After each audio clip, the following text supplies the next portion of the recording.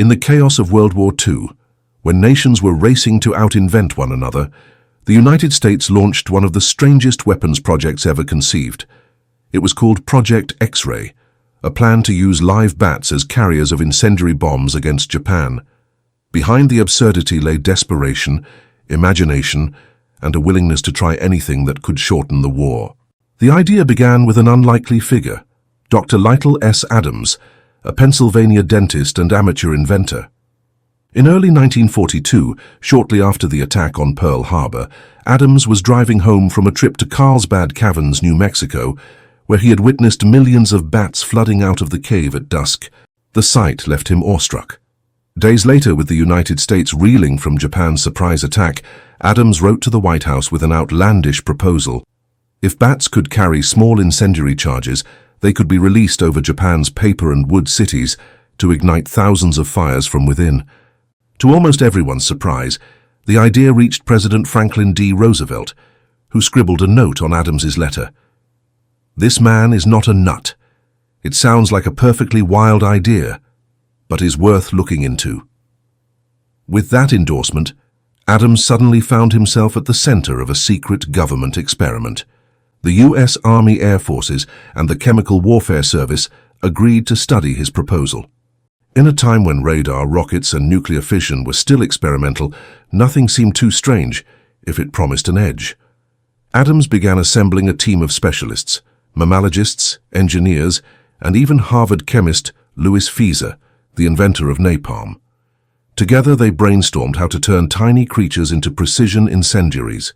The chosen species was the Mexican free-tailed bat, common across the American Southwest, and capable of carrying a payload nearly equal to its own body weight. The plan was disturbingly simple. Chill the bats into hibernation, attach a miniature time-delay incendiary device to each, pack thousands into bomb-shaped casings, and drop them over Japan. As the canisters descended by parachute, compartments would open. The bats would awaken, scatter, and instinctively roost under eaves and attics. Minutes later, the time charges would ignite, starting countless fires deep within urban neighborhoods. It sounded preposterous, yet the reasoning was coldly logical.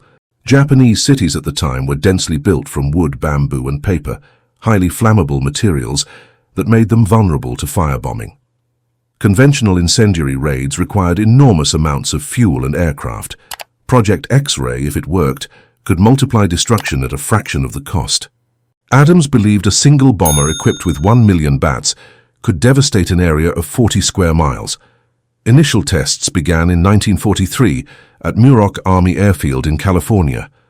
Researchers captured thousands of bats and experimented with methods to keep them dormant until release. But reality proved unpredictable. Many bats never woke after being chilled. Others woke too soon and escaped mid-test. In one notorious incident at Carlsbad Auxiliary Airfield, armed bats accidentally flew out of the facility, roosted beneath fuel tanks and barracks roofs, and set off a series of fires that destroyed large parts of the base. The experiment worked, just not in the right place. Despite such mishaps, the results impressed the military. When controlled properly, the bats behaved exactly as predicted, nesting in hidden corners and igniting small fires in multiple structures. A single batch of test bats burned down a mock Japanese village built at Dugway Proving Ground in Utah, demonstrating the potential for mass destruction. The project was transferred from the Army to the Navy, which renamed it Project X-ray and continued development with assistance from the Marine Corps. By mid-1944, Adams and his team believed they were months away from a viable combat weapon. They imagined releasing the bat bombs over Japanese industrial centers like Osaka or Tokyo at dawn, when civilians were asleep and firefighters unprepared. The resulting firestorm, they argued, would surpass anything conventional bombers could achieve. Military analysts projected that 10 X-ray deployments might reduce Japan's war industry to ashes without a single atomic detonation. Yet even as Adams refined his Kamikaze bat designs, another secret weapon was nearing completion, one that would overshadow every wartime invention. Deep in the deserts of New Mexico, scientists under the Manhattan Project were preparing the first atomic bomb. Compared to that, Project X-ray seemed quaint, unpredictable, and inefficient. Funding slowed, enthusiasm waned, and by early 1945 the program was quietly cancelled. The Navy's final report admitted that while feasible, it would not be ready for combat until mid-1945, far too late. When Japan surrendered in August 1945, the bat bomb remained a footnote in wartime experimentation. Dr. Adams returned to civilian life, proud but disappointed. He maintained that his bats could have ended the war without nuclear weapons, claiming they were better than the atomic bomb for targeting Japan's fragile infrastructure. Few agreed, yet historians later confirmed that Project X-ray had been scientifically sound, bizarre but not impossible. In retrospect, the bat bomb embodies both the brilliance and absurdity of wartime innovation. It was a moment when fear and imagination fused into something that defied ethics and logic alike. Beneath the eccentricity lay a chilling truth. When survival is at stake, even the smallest creatures can be turned into instruments of destruction. After the initial chaos at Carlsbad and Muroc, Project X-ray moved into a new and more structured phase. Despite the early accidents, the military remained intrigued by the results. The tests had shown that the bats could successfully roost and ignite fires in structures made of wood and paper, the same materials that filled Japan's densely packed cities. The idea now was to refine the weapon into something the US Navy could actually deploy. By mid-1943, the project was officially transferred from the Army Air Forces to the Navy's Bureau of Ordnance. It was given a new name, Project X-ray, and placed under the direction of Captain Carr, who had previously worked on other experimental weapons programs. Adams and his small team of civilian scientists, engineers, and biologists were relocated to the Marine Corps Air Station at El Centro, California. This remote desert location offered wide-open space for testing, fewer distractions, and, most importantly, an environment where escaped bats wouldn't set an entire town on fire again. The focus now turned to creating reliable, large-scale results. Adams and his engineers refined the design of the H-2 bomb canister. The device was divided into tiers, each containing hundreds of bats packed in tiny, lightweight trays. At release altitude, a timed mechanism would open the bomb, allowing the bats to awaken as they fell. Each carried a miniature incendiary charge designed by Harvard chemist Louis Fieser, the same man who had developed napalm earlier in the war. The incendiary device used a mixture of thickened gasoline and phosphorus compounds, enough to start hundreds of individual fires wherever the bats landed. At El Centro, they conducted dozens of controlled tests. Researchers built miniature mock-ups of Japanese villages, houses, factories, and temples, constructed with traditional bamboo, tatami mats, and paper walls. When the bats were released, the results were astonishing. Within minutes, the animals had hidden under roofs, eaves, and attics. Then, as the timers reached zero, flames burst out across the entire test field. A single H-2 bomb had the power to ignite hundreds of isolated fires. Unlike conventional bombs that produced one massive explosion, Project X-ray created hundreds of smaller, unpredictable fires that would be nearly impossible to contain. In official test reports, the Marines described the weapon as spectacularly effective. One test building complex burned to the ground in less than 30 minutes. Another mock village was left riddled with small blazes that spread silently through wooden rafters and paper doors. The military's analysts calculated that if 100 H-2 bombs were dropped over a major Japanese city, more than 300,000 individual fires could ignite, each one starting deep inside civilian neighborhoods rather than in open industrial zones. The findings impressed even the project's skeptics. The US Navy noted that the bat bomb could easily surpass traditional incendiary raids in damage per ton of explosives. It was also far cheaper than high-altitude bombing runs. Each H-2 container cost a fraction of what a single B-29 bomber mission required. For the war planners back in Washington, that cost-to-destruction ratio was difficult to ignore. But while the field data was promising, the logistics were staggering. Collecting, storing, and deploying thousands of live bats required a massive and delicate operation. The animals needed to be kept in a hibernated state during transport, requiring carefully controlled refrigeration. Any temperature shift could wake them prematurely, causing panic and failure. Teams of biologists had to constantly monitor the colonies, feeding and handling them in near silence to avoid stress-induced deaths. Even minor errors, like leaving them exposed to light for too long, could ruin entire batches of test subjects. Still, the scientists persisted. They began studying optimal release altitudes, parachute deployment patterns, and timing mechanisms. Each iteration brought small improvements. The final design of the incendiary unit, no larger than a cigarette lighter, used a simple time delay fuse that could be adjusted from 5 to 30 minutes. The bats would have enough time to scatter and roost before the charges activated. Reports from Dugway Proving Ground in Utah describe the weapon's potential in chilling detail.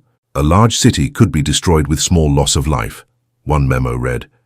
The resulting conflagration would be extensive, difficult to detect at the outset, and impossible to extinguish once started.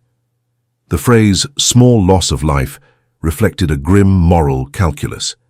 In practice, the fires would have consumed thousands of homes, businesses, and hospitals, killing civilians trapped inside wooden structures. But for military strategists of the time, the priority was ending the war as quickly as possible. The project's success soon caught the attention of high-ranking officers, including Admiral Ernest J. King, Chief of Naval Operations. He authorized additional funding and a new series of large-scale tests planned for 1944. The Navy even considered deploying the first operational units from carriers in the Pacific, using low-altitude bombers to drop the canisters at dawn. They believed the early morning temperature difference would help the bats recover from hibernation mid-flight and instinctively seek dark shelter as sunlight rose. Despite these developments, cracks began to appear in the program. Delays in testing, shortages of materials, and constant logistical setbacks made it difficult to move from experiment to weapon. Adams was growing increasingly frustrated. He believed that if given proper funding and time, Project X-ray could destroy Tokyo without a single American soldier setting foot in Japan. But by late 1944, military priorities had shifted elsewhere. The U.S. was investing heavily in the Manhattan Project, whose atomic ambitions promised an even greater level of destruction. In early 1945, the Navy conducted its last major demonstration. The test was successful once again, setting fire to a large field of structures in a matter of minutes. But by then, enthusiasm had faded. The projected deployment date was pushed back to mid-1945, and with the atomic bomb nearing completion, Project X-ray was officially deemed no longer necessary. Dr. Adams was devastated.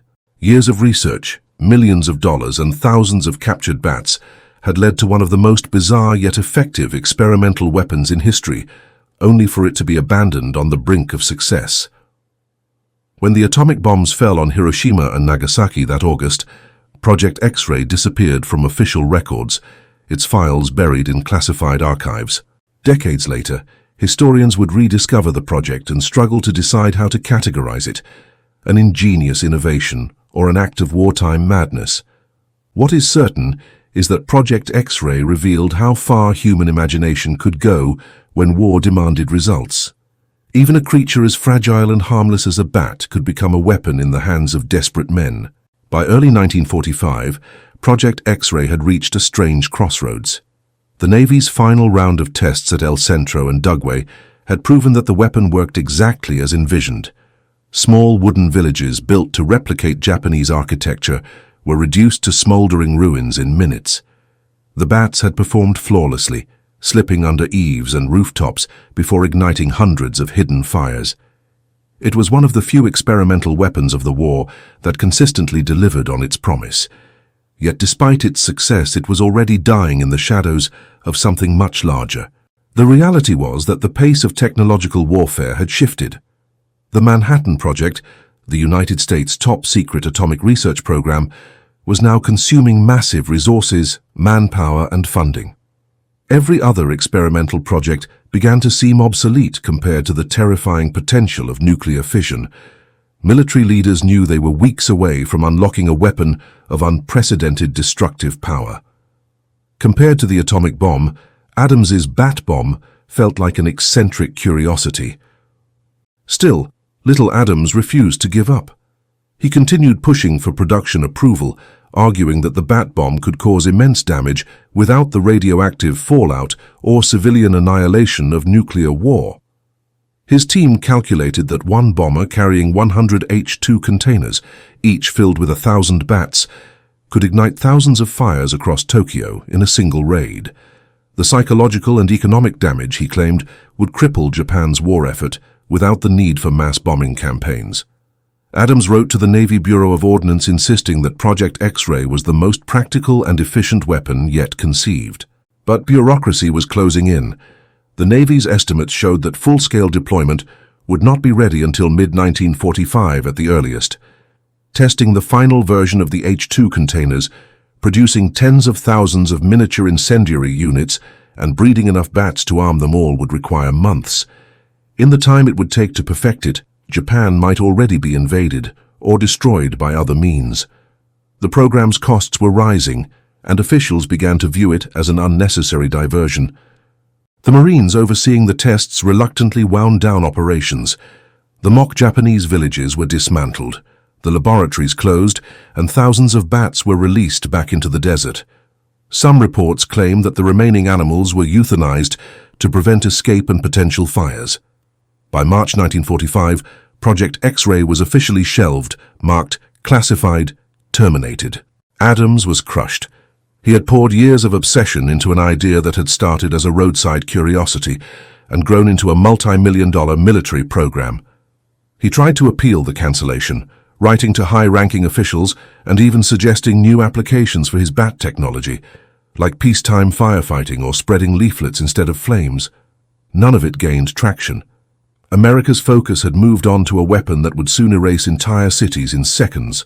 When the atomic bombs fell on Hiroshima and Nagasaki in August 1945, the war ended before Project X-ray could ever be used in combat. To Adams, the nuclear age was not a triumph of science, but a failure of moral restraint. He later claimed that his bat bomb could have ended the war just as effectively, without radiation or total devastation. "Think of it," he once said in an interview, "a weapon that could burn down a city, but with fewer lives lost." He believed history had overlooked his invention simply because it wasn't as dramatic as splitting the atom. In truth, the ethical implications of Project X-ray were no less grim. Its targets were civilian neighborhoods built of wood and paper, where fires would spread uncontrollably and kill indiscriminately. Historians later estimated that the weapon could have caused casualties on a similar scale to the firebombing of Tokyo in March 1945, a raid that killed over 100,000 people. While Adams may have seen his invention as humane, the reality was that it weaponized animals in a way that blurred the line between science and cruelty. The project's secrecy meant that few outside military circles ever knew of its existence.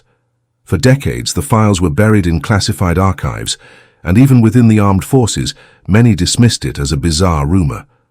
Only in the 1960s, when documents were declassified, did the public learn the details. The revelations were both fascinating and disturbing.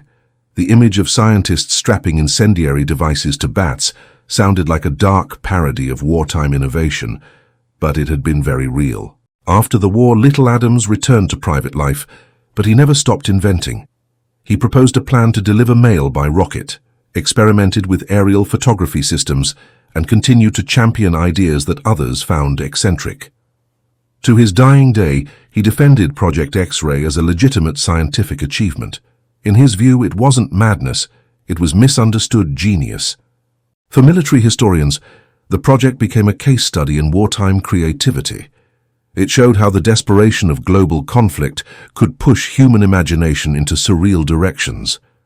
The same scientific drive that led to radar, jet engines, and the atomic bomb also produced schemes like weaponized weather, exploding pigeons, and incendiary bats.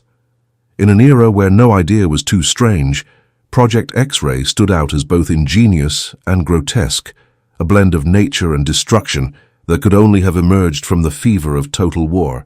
Today, fragments of the original H-2 containers and napalm units survive in military museums and research archives. They serve as eerie reminders of how far the pursuit of victory can twist human reasoning. What began as a spark of curiosity in a desert cavern nearly became a weapon of mass terror. As the war ended and the atomic age began, Project X-ray faded into obscurity. But its legacy endures, not as a triumph of engineering, but as a warning about the boundless creativity of war, how even the smallest creatures can become instruments of fire when humanity is desperate enough to win. When Project X-ray was cancelled in 1945, it vanished almost as suddenly as it had appeared. The final reports were stamped "Top Secret" and locked away in military archives. Most of the scientists and engineers involved were reassigned to other projects or quietly discharged. To the public, the weapon had never existed. It was as if the idea of America's Kamikaze bat bombs had been erased from history. For nearly 2 decades, no one outside of a few classified circles even knew that the project had taken place. The Manhattan Project and the atomic bomb dominated headlines and historical memory, while smaller experimental programs like bat bombs, pigeon-guided missiles, and weather manipulation were forgotten footnotes. Yet within the military research community, Project X-ray remained an odd but instructive case study. It was proof that unconventional thinking could yield surprising results, even if the concept itself seemed absurd. The story resurfaced in the early 1960s, when a handful of wartime files were declassified. Journalists sifting through archives stumbled upon references to a strange Navy experiment involving bats fitted with incendiary devices. Soon after, details began to emerge in interviews and memoirs. One of the key voices to revive the story was Jack Couffer, a filmmaker and naturalist who had served as an Army Air Corps cameraman during the tests. Decades later, he published a detailed account titled Bat Bomb, World War II's Other Secret Weapon. His book chronicled the project's early days, the accidents at Carlsbad, the trials at Dugway, and the bizarre mix of brilliance and folly that defined the experiment. Public reaction was a mix of disbelief and fascination. Newspapers ran headlines describing the project as America's strangest weapon and the war plan that nearly went up in flames. Readers couldn't decide whether to laugh or be horrified. On one hand, the concept of weaponized bats sounded like something out of a pulp magazine. On the other, it revealed how far nations were willing to go during wartime desperation. The more people learned, the harder it became to dismiss it as a mere eccentric idea. The documents proved that Project X-ray had been meticulously researched, thoroughly tested, and even budgeted for potential deployment. It had simply been overtaken by faster, deadlier technology. For historians, the rediscovery of Project X-ray sparked debates about the ethics of wartime science. Some viewed it as a harmless oddity, a quirky example of innovation during chaos. Others saw it as a symbol of moral detachment, a reminder that in the heat of war, scientific curiosity can lose its humanity. Strapping explosives to living animals blurred a line between experimentation and cruelty. Yet in 1943 and 1944, those moral questions rarely appeared in the records. The scientists had seen themselves not as torturers, but as problem solvers working for national survival. The declassified materials also revealed the scale of investment behind the project. Over $2 million had been spent, equivalent to more than $30 million today, on equipment, testing facilities, and research staff. Thousands of bats had been captured from caves across the American Southwest, chilled in makeshift refrigeration chambers, and fitted with miniature napalm canisters. The technical data was astonishingly detailed: wing loading calculations, hibernation temperature curves, altitude release tables, and even drawings of parachute-deployed bomb casings. The project had been anything but a joke. It was a serious, coordinated military endeavor that came astonishingly close to deployment. As more files were released, journalists sought out surviving participants. Some were proud of their contribution, others expressed regret. A few researchers admitted that the project's ethical implications had never crossed their minds until long after the war. To them, it had simply been another piece of the vast machinery of wartime research, one idea among thousands competing for military approval. Adams himself gave several interviews late in life, defending his invention and insisting that it could have ended the war without the horror of Hiroshima and Nagasaki. He remained convinced that his bat bomb was a more humane weapon, since it relied on small fires rather than nuclear annihilation. But critics saw this as self-delusion. The weapon's intended targets were still civilians. By the 1970s, Project X-ray had entered popular culture. Documentaries, magazines, and science shows featured it as one of history's strangest secret weapons. It was often mentioned alongside other bizarre wartime projects: the British Great Panjandrum rocket wheel, the Soviet anti-tank dogs, and Japan's own balloon bombs. The combination of creativity, danger, and absurdity fascinated the public. In time, Project X-ray became a metaphor for the extremes of wartime innovation: brilliant on paper, reckless in practice, and ethically indefensible in hindsight. Yet beneath the oddity, there was a lasting scientific legacy. The research into bat physiology and controlled hibernation produced useful data for biology and zoology. The chemical work on miniature incendiaries contributed to improvements in napalm formulations and time delay mechanisms. These technical spin-offs quietly influenced post-war research, from Cold War incendiary devices to rescue flares and even controlled burn technology in forestry. The same principles developed for destruction were later adapted for practical and peaceful purposes. By the end of the 20th century, Project X-ray was fully declassified, and its story became a fixture in military history courses. Students studying wartime research often encountered it as an example of imaginative desperation: how, when faced with total war, even the most rational societies could embrace irrational ideas. The line between scientific exploration and moral compromise had never been thinner. The project's documents revealed a haunting message: that the creativity of war is limitless, and that the boundary between ingenuity and insanity depends only on context. Today, historians view Project X-ray not as an embarrassment, but as a lesson. It reminds us that progress and madness often share the same path, that the same inventive spirit capable of creating life-saving medicine can also produce tools of mass destruction. The men behind Project X-ray weren't villains or mad scientists. They were simply products of their time, shaped by fear, urgency, and the pressure to win at any cost. Lytle Adams died in 1970, still convinced that his bat bomb could have changed the course of history. He never received recognition from the government, but his idea lives on as one of the strangest examples of American wartime ingenuity. Project X-ray, once hidden in secrecy, now stands as both a historical curiosity and a moral cautionary tale. The story of Project X-ray didn't end with its cancellation or declassification.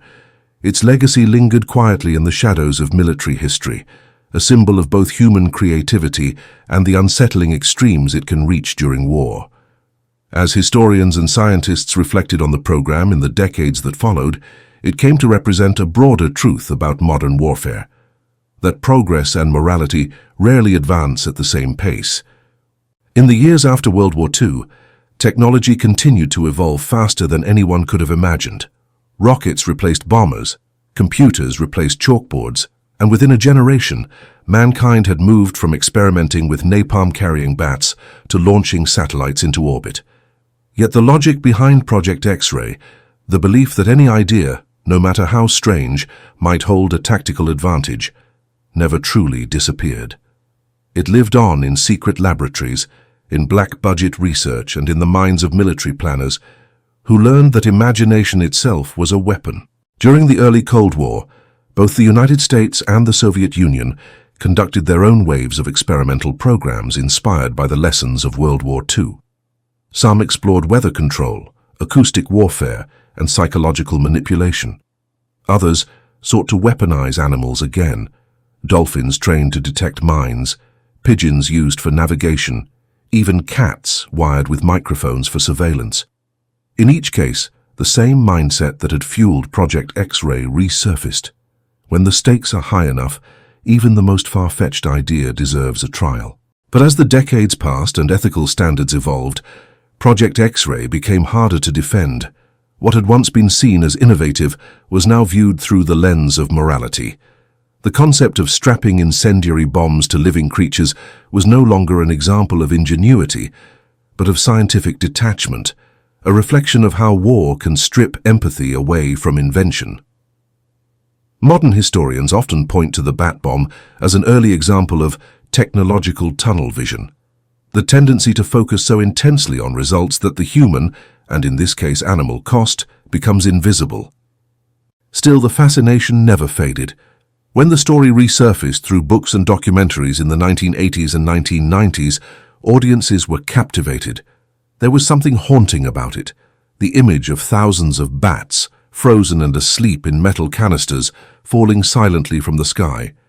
It was both grotesque and mesmerizing, a reminder that war has always blurred the line between genius and madness. In museums and academic journals, Project X-ray is now studied not for its military value, but for its symbolism. It reflects a recurring theme in history, the desperation of nations at war. In 1942 and 1943, the world was burning on every front. The United States had just entered the Pacific Campaign, Japan was expanding rapidly, and the future of global democracy seemed uncertain. Within that climate, even a dentist's bizarre idea about bats carrying bombs didn't sound completely insane. It was a time when no idea could be dismissed if it might save lives or end the war sooner, a time when the impossible felt necessary. Little Adams never saw his project as cruel. He saw it as a scientific solution to a military problem. In his mind, it was a way to destroy infrastructure, not people, a weapon of fire, not radiation. But that was the paradox of Project X-ray. It was humane only in theory. In reality, it would have unleashed tens of thousands of small infernos across crowded neighborhoods, leaving civilians trapped in a burning maze. Adams died still believing that his bats could have ended the war more mercifully than the atomic bomb, but history proved otherwise. The irony is that in its own strange way, Project X-ray worked. The experiments showed that the weapon could destroy wooden cities with terrifying efficiency. Its failure was not technical, but strategic.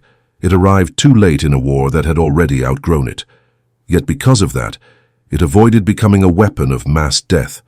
It remained forever in the realm of theory and testing, leaving behind curiosity instead of tragedy. Today, Project X-ray is often invoked as a case study in the psychology of innovation. How desperation drives invention and how war accelerates science faster than ethics can keep up. It is taught in military academies and ethics courses as a warning that ingenuity without restraint leads to strange and dangerous places. It asks a simple but uncomfortable question. If it works, does that make it right? The story of the bat bomb also serves as a reminder of how history judges invention differently depending on outcome. The atomic bomb, which ended the war, became a symbol of both victory and horror. The bat bomb, which never left the testing field, became a curiosity.